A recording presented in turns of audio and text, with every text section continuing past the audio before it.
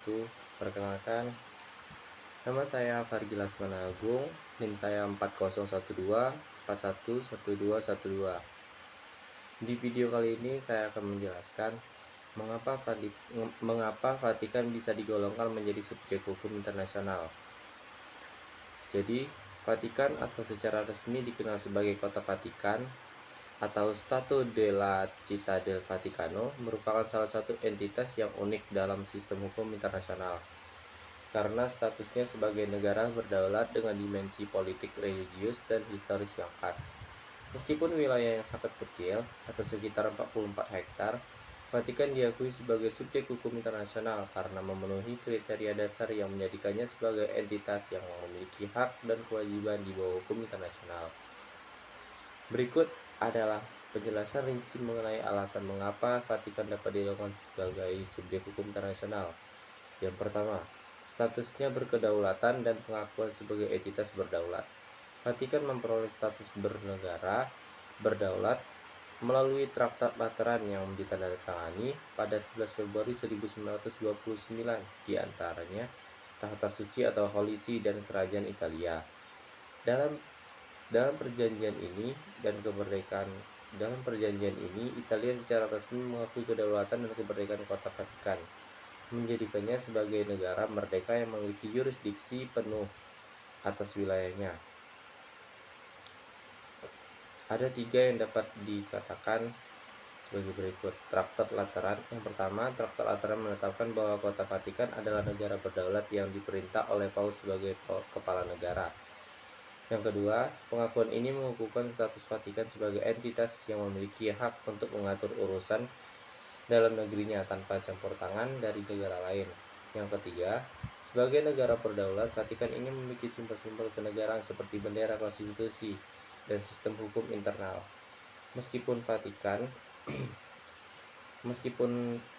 Vatikan merupakan negara terkecil di dunia, status kedaulatan ini membuatnya diakui sebagai entitas politik yang dapat berpartisipasi dalam komunitas internasional dan menjalankan kebijakan luar negeri sendiri.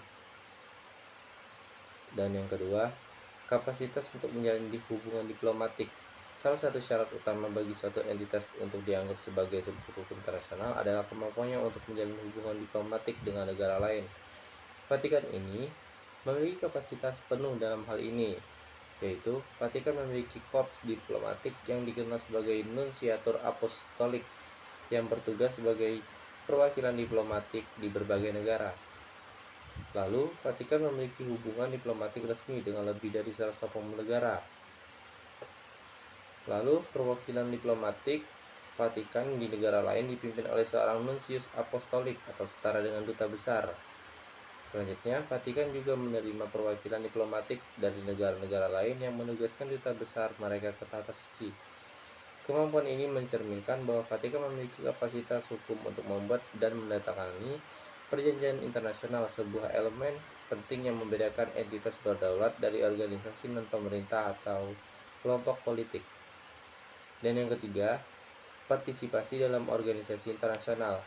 Vatikan juga memenuhi syarat sebagai subjek hukum internasional karena partisipasinya dalam berbagai organisasi internasional yang menunjukkan pengakuan terhadap kapasitas hukum dan politiknya.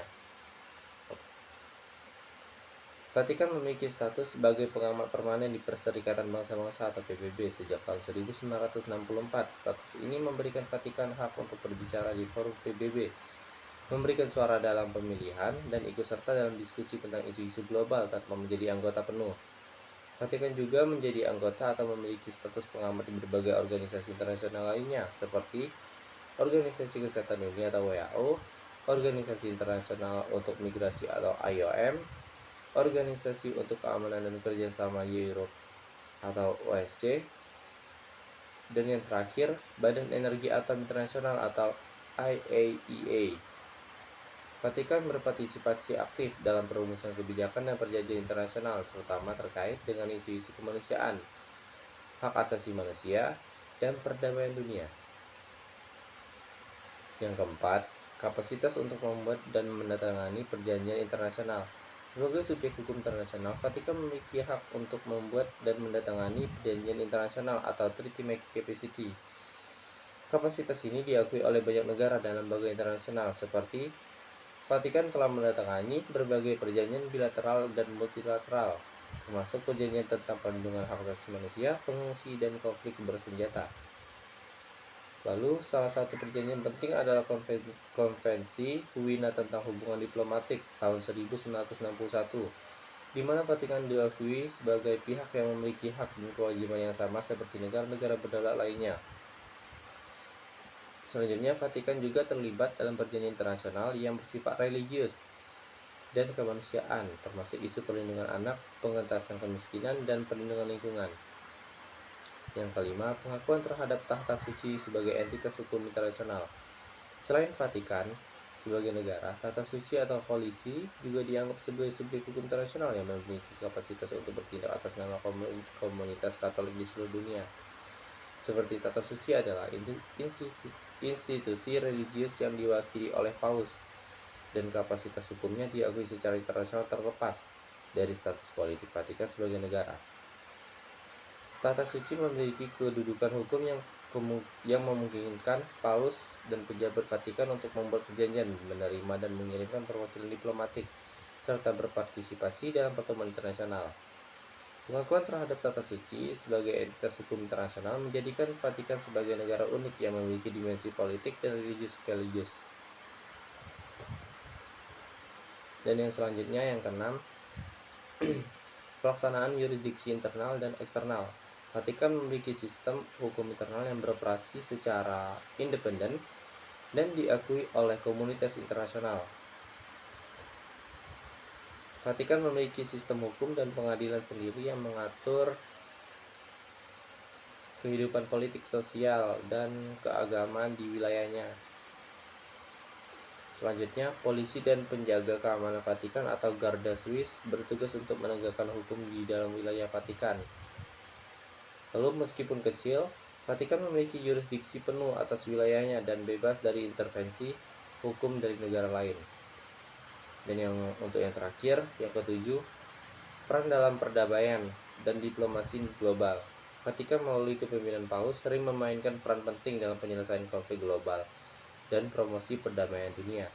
Seperti Vatikan terlibat dalam berbagai negosiasi perdamaian, mediasi konflik, dan perjanjian bilateral antara negara-negara yang sedang berkonflik. Selanjutnya, Paus sering bertindak sebagai mediator dalam konflik internasional, seperti dalam konflik di Timur Tengah, Amerika Latin, dan Afrika. Jadi, kesimpulan saya dari video ini, Vatikan dapat digolongkan sebagai subjek hukum internasional karena memenuhi seluruh elemen dasar yang diakui dalam hukum internasional, yaitu yang pertama, kedaulatan yang diakui secara internasional. Yang kedua, kapasitas untuk menjalin hubungan diplomatik dan membuat perjanjian internasional. Yang ketiga, partisipasi aktif dalam organisasi internasional. Yang keempat, yurisdiksi internal dan pengakuan hukum oleh komunitas internasional. Dan yang terakhir, peran politik dan religius yang signifikan dalam diplomasi global. Terima kasih, sekian dari saya. Hanya lebih kurang, hanya itu saja yang dapat saya sampaikan. Terima kasih. Assalamualaikum warahmatullahi wabarakatuh.